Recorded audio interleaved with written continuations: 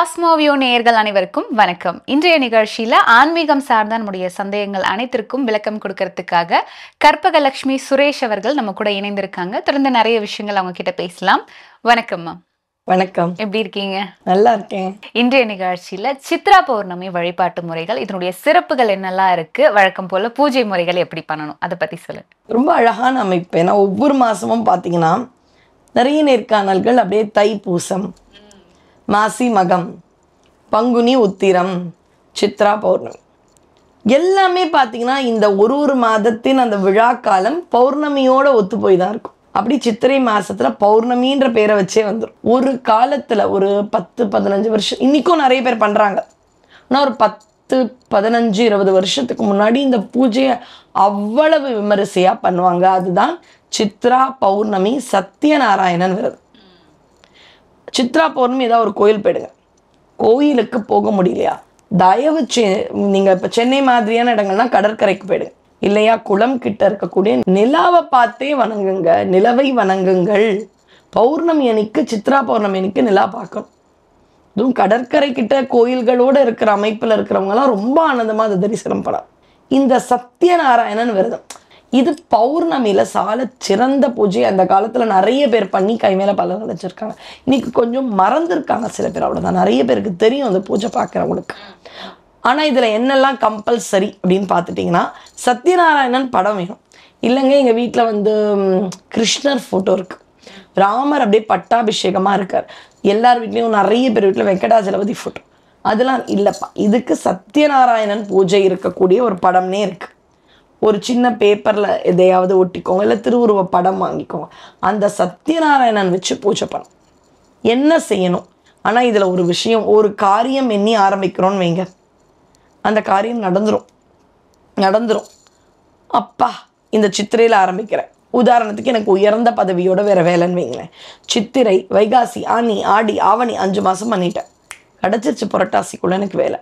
புரட்டாசி மாதம் இன்னும் சிறப்பாக புது சம்பளத்தில் பண்ணிட்டேன், ஹப்பா அப்படின்னு சொல்லக்கூடாது. மாசம் பண்ணணும், இல்லை வருஷத்துக்கு ஒரு தடவையாவது பண்ணணும். என்ன பண்ணணுங்க, எப்போ மாதிரி வீட்டு பூஜையெல்லாம் சுத்தமாக வச்சுக்கோங்க. சத்யநாராயணன் படம் கண்டிப்பாக இருக்கணும். இந்த இடத்துல விளக்கேற்றிக்கோங்க, பூக்கள் போடுங்க, நைவேத்தியம் வச்சுக்கோங்க. கோதுமை சார்ந்த உணவுகளை செய்யணும். சிலர் சொல்லுவாங்க அரிசி சார்ந்த உணவுகள். இப்படி 2 பேரும் 2 விதமாக சொல்றதுனால 2 பேரும் நைவேத்தியத்துக்கு. சந்திரனுக்கான தானியம் நெல், சூரியனுக்கான தானியம் கோதுமை.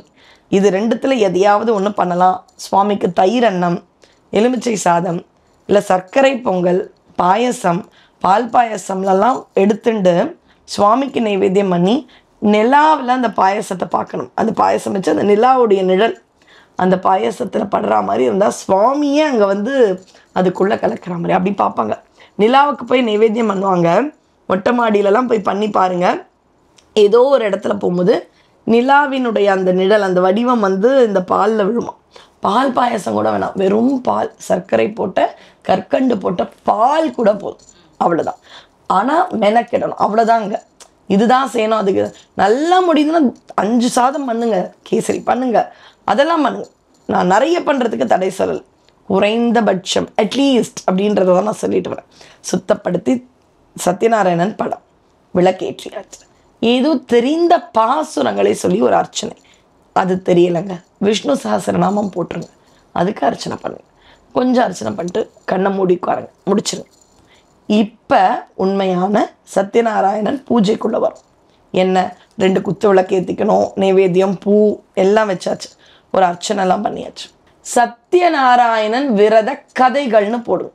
அது முதல்ல எப்படி இருக்கும்னா, நைமிச்சாரண்யம் அப்படின்ற புனித இடத்துல முனிவர்கள் சேர்ந்து பேசுவாங்க. மக்கள் பிரச்சனைக்கெல்லாம் ஒரு நிவாரணமே இல்லையா. அப்போ முனிவர்கள்லாம் எதுக்கு இருந்திருக்காங்க, பிரச்சனையை தீர்க்கறதுக்கு. அப்பா எங்களுக்கு இந்த இல்லறமே வேணாம், நாங்கள் ஜாலியாக இருப்போன்னு இல்லை. அதனால தான் நிறைய ஹோமங்கள் நமக்காக பண்ணுவாங்க அவங்களாம். அப்போ இதெல்லாம் இருக்கும்போது இல்லை இதே மாதிரி ஒரு தடவை நாரதருக்கு சந்தேகம் வந்து நாராயணன் கிட்டே கேட்டுட்டார். ஒரு வாயை திறந்து என்ன வரணும், நாரதர் நாராயணன் கிட்ட கேட்டு, நாராயணராலேயே சத்தியமான ஒரு விரதம் இருக்கு, அதுதான் சத்யநாராயணர் பூஜை. அந்த கதையை கண்டிப்பாக படித்து சுவாமிக்கு நமஸ்காரம் பண்ணி வெளியில் போய் நிலாவையும் வணங்கி இந்த சத்யநாராயணன் பூஜையை சித்ரா பௌர்ணமி அன்னைக்கு ரொம்ப விசேஷங்க. வருஷத்துக்கு ஒரு தடவை பண்ண போறீங்களா, சித்ரா பௌர்ணமி பண்ணுங்க. இல்லை ஆரம்பிக்கிறோம், ஒரு கல்யாணம் எல்லாம் வருதுங்க, வரன் அமைது, பேச்சுவார்த்தை நடக்குது, ஏதோ ஒன்றுத்துல தடைப்படுது. பையனுக்கு 38 வயசு, பொண்ணுக்கு 32 வயசு. ஒரு நல்ல வரன், சுவாமி அனுகிரகம் இல்லாமல் சிலது நடக்காது, அனுகிரகம் இருந்தால் இப்படி நடந்துடும். என்னங்க போன மாதம், ஆமாங்க, ஒரே முகூர்த்தத்தில் நல்ல வரன் முடிச்சிட்டோம். சிலருக்கு கருச்சிதைவு, கருவுற்று இல்லாமல் இருப்பாங்க. அப்படி இருக்கிறவங்களுக்கெல்லாம் பௌர்ணமி பூஜையை மாதிரி நிறைவு தரக்கூடிய பூஜையே கிடையாது. அதனால குழந்தை பாக்கியம், பதவி உயர்வு, ஏதோ ஒரு தேவை நம்ம எல்லாருக்கும் இருக்குது. அது எல்லா பதிவுலையும் பேசுகிறோம். இதை பார்க்கறதுக்கான நோக்கமே தீர்வுக்கு ஒரு வழி கிடைக்காது, அப்படி தானேங்க? நம்ம ஏதாவது ஒரு சாவி கிடைச்சிடாதா? அந்த சாவி எதுன்னு தெரியாது, ஆனால் எல்லா 4 சாவி இருக்குது, வீட்டுக்கு கதவை நான் திறக்கணும், எல்லா சாவியும் போட்டு போட்டு பார்ப்பேன், ஏதோ ஒன்று தான் அதுக்கு மேட்ச் ஆக போதும்.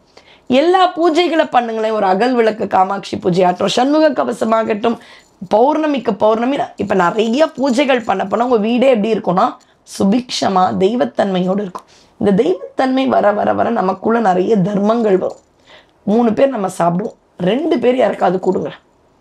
அதெல்லாம் பண்ணவே இயற்கையாகவே முதல்ல பாவங்கள் குறையும். முதலையே நடந்துடும், சிலருக்கு நடக்கலன்னா அப்போ ஏதோ நெகட்டிவ் பேலன்ஸ் இருக்குது, அது முதல்ல மாறும். முடிஞ்ச அளவு எங்கெல்லாம் கோயில் போகிறீங்களோ தினம் ஒரு தடவை, கஷ்டம்பா டெய்லியெல்லாம் எதுவும் சொல்லிடாது, சரிங்க, வாரத்துக்கு ஒரு தடவை ஒரு 20 ரூபா செலவு பண்ணுங்க. பசுவுக்கு பழம் கொடுன்னு கேளுங்க. ஒரு 3-4 பழம் தான் தரப்போறான்னா பசுவுக்கு பழம் பொழுது இன்னைக்கு கனிஞ்சு இருக்கும், கெட்டுப்போன பழம் இல்லைங்க, கனிஞ்சு இருக்கும், அடுத்த நாள் நல்லா இருக்காது. அது மாதிரி பழங்களை கொஞ்சம் கூடவே தந்துடுறாங்க. அம்மா தாயே கோமாதா, உனக்குள்ள தெய்வங்கள் இருக்கு, நீ என்ன காப்பாற்றணும் அப்படின்னு பழம் போடுங்க. சத்யநாராயணன் பூஜை, கோ பூஜை, அம்பாள் பூஜை, முருக வழிபாடு, ஏதோ ஒன்று நமக்கு ஒன்றி போயிடும். ஆனால் இதை பண்ணிகிட்டே இருங்க தொடர்ச்சியா. என்னம்மா இவ்வளோ பூஜை சொல்கிறீங்க, 30 நாள் ஒரு 20 நாள் பூஜையாக போச்சுன்னு வைங்களேன். நான் சொல்கிற எல்லா பூஜையும் ஒரு 20-25 நிமிஷம் தாண்டாது. இந்த 20-25 நிமிஷம் வழிபாடு வீட்டில் அவ்வளவு பாசிட்டிவிட்டியை கொடுக்கும். செய்யுங்கள், கேட்ட வரத்தை சத்யநாராயணன் போட்ட சத்தியம். அதனால் கண்டிப்பாக நலம் தரும் சொல் நாராயணானாவது சொல்லுங்கள். எங்களுக்கு பெரிய வடமொழியோ தமிழ் பாசுரங்களோ தெரியாதுன்னா தப்பில்லை. நாராயணா, ஓம் நமோ நாராயணா, ஓம் 8 எழுத்து மந்திரம் கண்டிப்பாக உங்களை காப்பாற்றும். நிச்சயமா இன்றைக்கு நிகழ்ச்சியில சத்யநாராயணனுடைய பூஜை வழிபாட்டு முறை எப்படி, இது எப்படி பிறந்தது அப்படின்றத பத்தியும், இது சித்ரா பௌர்ணமி அன்னைக்கு வருஷத்துல ஒரு முறையாவது பண்ணும்போது அதனுடைய பலன்கள் என்னெல்லாம் கிடைக்கும் அப்படின்றத பத்தி ஒரு தெளிவான விளக்கம் கொடுத்தீங்க. நிச்சயமா எங்க நேயர்கள் ட்ரை பண்ணி பார்ப்பாங்க. ரொம்ப நன்றி மேம். ரொம்ப நன்றி.